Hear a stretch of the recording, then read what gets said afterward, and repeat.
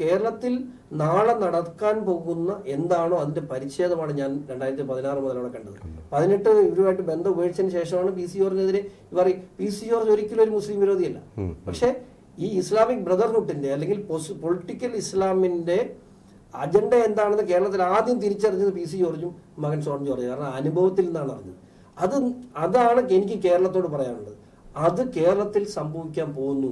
ഈ വരുന്ന 2026 നിയമസഭാ തെരഞ്ഞെടുപ്പിൽ അതേ മൂവ്മെന്റ് ആണ് കേരളത്തിൽ നടക്കുന്നത്. ആ മൂവ്മെന്റിനെ ഡിഫെൻഡ് ചെയ്യാൻ ഇവിടെ BJP ഉള്ളൂ. CPM-നെ കൊണ്ട് കഴിയില്ല. കാരണം ആ വോട്ടുകൾ ഇവരെന്താ ശ്രമിക്കുന്നത്? CPM-ഉം BJP-യും ഇവിടുത്തെ മതേതര ഹിന്ദു, മതേതര മുസ്ലിം, മതേതര ക്രൈസ്തവരുടെ വോട്ടുകൾ സ്പ്ലിറ്റ് ചെയ്യുക, കൺസോളിഡേറ്റ് ചെയ്ത് മുസ്ലിം വോട്ടുകൾ തീവ്രവാദത്തിന്റെ പേരിലും വർഗീയതയുടെ പേര് പറഞ്ഞും കോൺഗ്രസ് എത്തിക്കുക. അപ്പൊ അവർക്ക് ജയിക്കാൻ കഴിയും. ഈ അജണ്ട നടപ്പിലായാൽ കേരളം മറ്റൊരു സിറിയയും മാറും. ഒരു സംശയം വേണ്ട.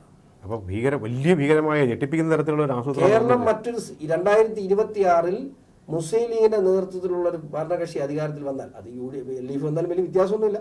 അജണ്ടയാണ് മുമ്പോട്ട് പോയിക്കൊണ്ടിരിക്കുന്നത്. പക്ഷെ 2026 മുസ്ലിം ലീഗിന്റെ നേതൃത്വത്തിലുള്ള ഒരു ഭരണകക്ഷി അധികാരത്തിൽ വന്നാൽ ഇവിടെ നടക്കാൻ പോകുന്നത് കേരളം മറ്റൊരു സിറിയയായി മാറും. ഇനി ദൈവാനുഗ്രഹം കൊണ്ട് രാഹുൽ ഗാന്ധി അവിടെ അധികാരത്തിൽ വരുമെന്ന് പേടിക്കണ്ട. കോൺഗ്രസ് ഇന്ന് ഏതെങ്കിലും കാലത്ത് ഇന്ത്യയിൽ അധികാരത്തിൽ വരുന്ന സമയം അത് ഒരിക്കലും ഉണ്ടാകുമെന്ന് നമുക്ക് വിശ്വസിക്കാം, നമുക്ക് ആശ്വസിക്കാം. കാരണം നമുക്ക് അതറിയാം. കേരളവും ബംഗാളും കാശ്മീരും സ്വതന്ത്ര രാജ്യങ്ങളായി പ്രഖ്യാപിക്കപ്പെടും. ഞാനീ പറയുമ്പോൾ ഇതൊന്നും അതിശയോക്തിയായിട്ട് ദേവീ സാറ് കരുതുന്ന സാറ് കുറെ കാര്യങ്ങൾ അറിയാം. ആ സാഹചര്യത്തിലേക്കാണ് പോകുന്നത്. അത്ര വലിയ വിഘടനവാദമാണ് ഇവിടെ നടക്കുന്നത്.